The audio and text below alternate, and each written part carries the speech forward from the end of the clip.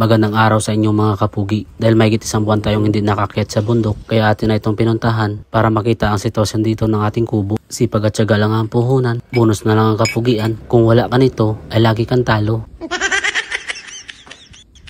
Mataas na ang araw nung umakyat ako dito sa taas ng bundok mga kapugi. At nakita ko dito na malalaki na pala ang bunga ng mga pinya. Pero hindi pa ito gaanong mga hinog. Kung makikita nyo naman ay magaganda at malulusog na puno. At mayayabong na din dito ang tanim nating kamuting kahoy mga kapugi. Ito yung mga tanim ko dati. Kamuting kahoy mga kapugi. At may pakwan dito. Nakasurvive noong nakaraan. May bunga na.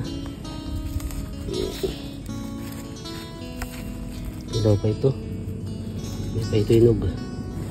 May abong na rin yung tanglad namin dito. Ito mabong pinya dito sa malapit sa kubo. Punta naman natin yung tanim ng kamote na aking biyanan. May pinya pa dito. May bunga na rin. Ito. Ang ganda ng kamote mga kapogi. May abong.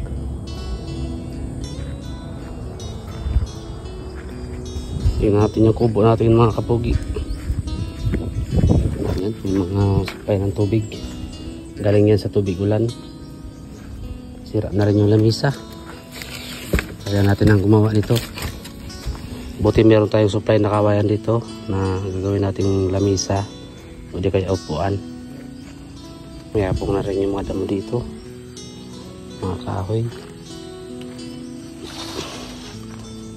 Yan, ito yung lutuan natin. Ugon. Buksan natin. Anong laman ito?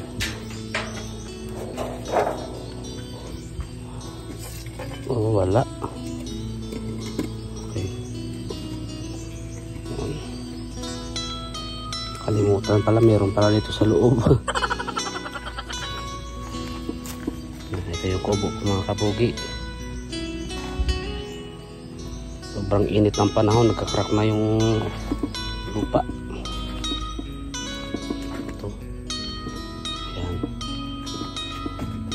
Yung mga ganyan tinatuloy yung trabaho natin dahil nabusan tayo ng memory ng ating cellphone. Ayan. May lutuan na tayo ng uling. Kapag gagawa tayo ng uling dito gamit ang baon ng nyug, ito yung gagamitin natin. Yan, ginawa ko pa yun dati. Okay.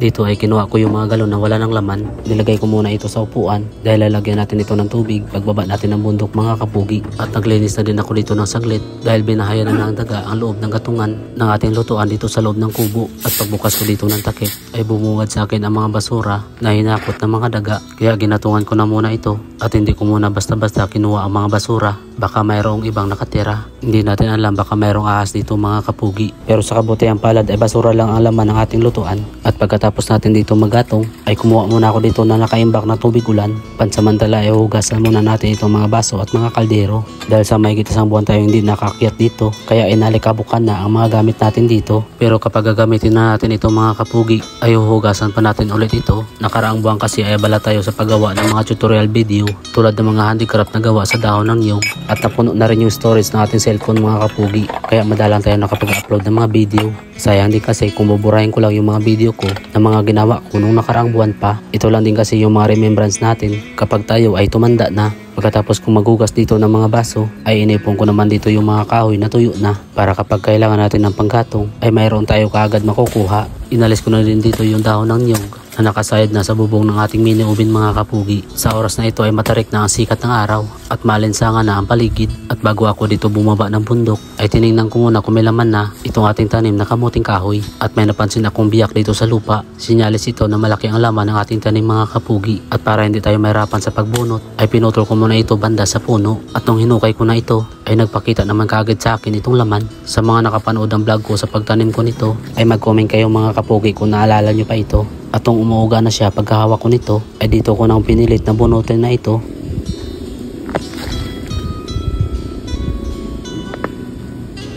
Wow. Wow, laki.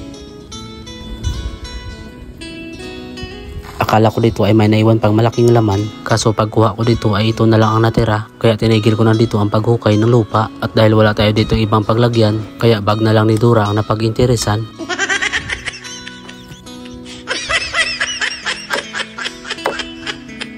Dadaling ko kasi ito sa ibaba ng bundok mga kapugi, at doon ko na lang lulutuin. At yung puno na may dahon na pinutol ko kanina ay kukuhaan natin ng talbos para ating gugulayin. Pagkatapos itong puno, para hindi masayang, ay atin naman ulit itong itatanim. Inalisan ko lang ito ng dahon at pinutol ito ng 3 piraso para hindi baliktad ang pagtanim mo dito. Kailangan alam mo kung saan nakatutok ang papausbong pa lang na talbos nito. Dito lang din sa inukay kung ugat ito inilagay, para sa sunod ay meron na naman tayong makukuhaan na laman. At nung natapos na ako dito magtanim ng kamuting kahoy, ay akin naman kagad itong inapakan at pinagpatuloy ang pagkuha ko ng dahon dito sa talbos. Bali mga murang dahon lang pala ang kinukuha ko dito, at hindi ko binabali ang pinakatalbos nito. Hindi daw kasi ito gaano magkakalaman kapag binabali mo daw yung dulo ng kamuting kahoy, dahil sa mayabong itong mga dahon. Kaya kumuha lang ako dito ng sapat lang sa aking kailangan, at sumilong na din ako dito dahil sobrang napakainit na ang sikat ng araw. Dali-dali naman akong pumunta dito sa aking kubo para ilagay na din dito sa aking bag ang nakuha kong dahon ng kamuting kahoy, dahil gugulayin ko ito na may halong gata mga kapugi. Pinagsama ko lang sila dito sa loob ng aking bag